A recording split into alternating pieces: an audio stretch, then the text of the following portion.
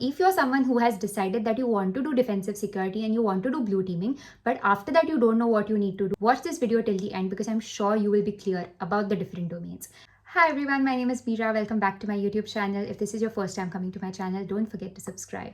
I started my cybersecurity career without any guidance, and it was definitely a roller coaster ride. I didn't know what to do, how to study, from where to study, which is exactly why I now help people to understand how to get into cyber, what to do, and from where to really study. In today's video, we're going to discuss about the different domains within defensive security. A lot of you know that cybersecurity has many domains such as red team, blue team, GRC, etc.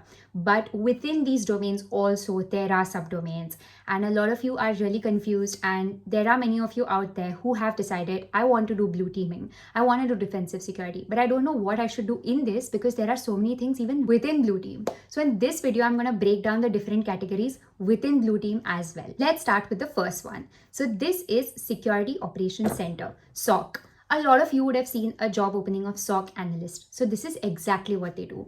Security Operations Center basically monitor network and data 24/7. So you will see that SOC analysts usually work in shifts, which is morning, afternoon, and night shifts. So they basically monitor traffic 24/7. So they will have a SIM solution, they will have some more additional tools, and they will be getting all of the logs, all of the network data, and they kind of need to analyze this, and they need to differentiate if it is a true positive or a false positive incident. If they see that something is a true positive, they basically escalate it to the next level, which is their seniors, and then they do further investigation of the incident that has happened. So for getting into SOC, you basically need different types of skills. You need to know what is incident detection, incident response, what is incident documentation, what is a SIM solution, how does this SIM solution work, how to do log analysis, what are logs, how do these logs actually come into SIM solutions, then what do you monitor for, what do you look for, how do you identify attacks. So these are the kind of skills you need to have if you're trying to become a SOC analyst. The next one is digital forensics. So this is basically examining digital devices.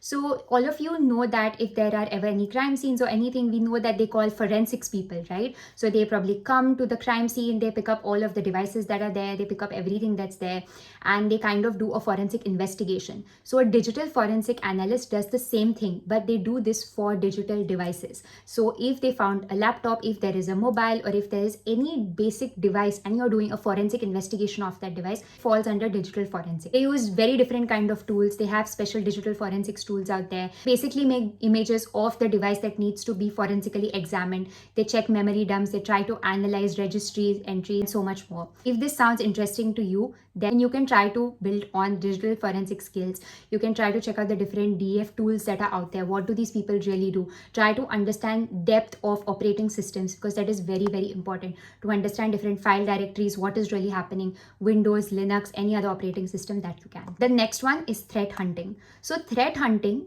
is kind of similar to the first one we discussed, but there is also a major difference. So the common point between both is that they are kind of trying to investigate and find out what happened. But the SOC basically tries to respond and find out what went wrong after an incident has happened. But threat hunting, the one we are discussing right now, actually makes a hypothesis that, maybe this happened in our environment, and then they go and they try to investigate if this has really happened or not. So this is kind of proactive, and SOC people work in a reactive way. So SOC works like something has happened, we are trying to find out the root cause, and threat hunting works in the opposite way, that nothing really has happened, but we are going to assume something has happened, like a hypothesis, and then they're going to try to investigate and kind of hunt, which is why it's called threat hunting, because they are hunting for the threats, which they don't even know if they are there or not. The next one is threat intelligence. So this is basically trying to analyze and gather different intelligence data.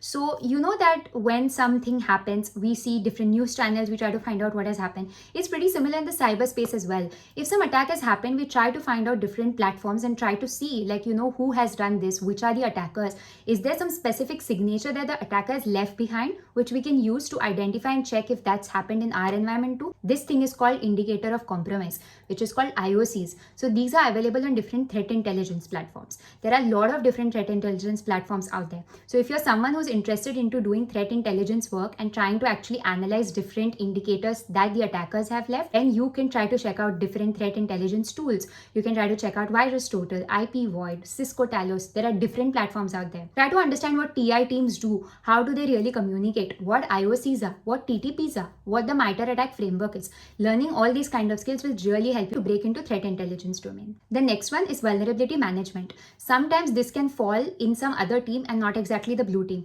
but roughly for this video and for a classification, I'm putting vulnerability management in this too, because at the end of the day, the VM team is trying to defend. In the vulnerability management team, it is all about managing vulnerabilities. So you know that every single time you get updates on your phone and you're clicking on update now, and your device is basically getting updated because there's a new vulnerability and they're trying to patch that vulnerability. This is what vulnerability management is about. There are a lot of different vulnerabilities out there for different devices, different vendors, and if you are a VM analyst, you're going to basically try to find out these vulnerabilities. Try to see in your organization or wherever you work which all devices have these vulnerabilities, and then you're going to try to get these vulnerabilities patched. Usually the VM teams in any offices and companies work very close with the patching teams, work closely with the risk teams, because all of this depends on the risk that the organization can accept. It also depends on who's going to patch the devices. So if this is something that is interesting you, what you need to study is try to understand what is a CVID, what is a vulnerability, where do you discover new vulnerabilities, what are the websites, how can you actually search for cybersecurity news, which are the places you can find out about the new vulnerabilities that are there.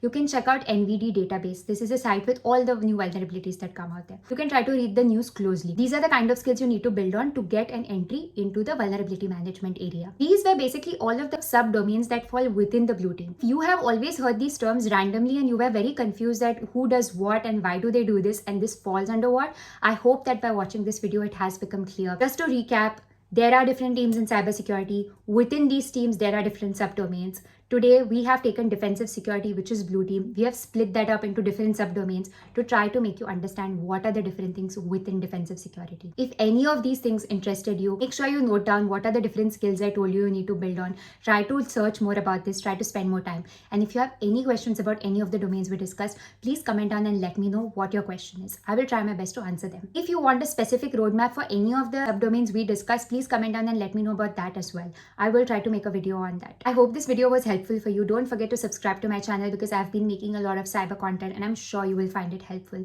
Thank you so much and see you next time.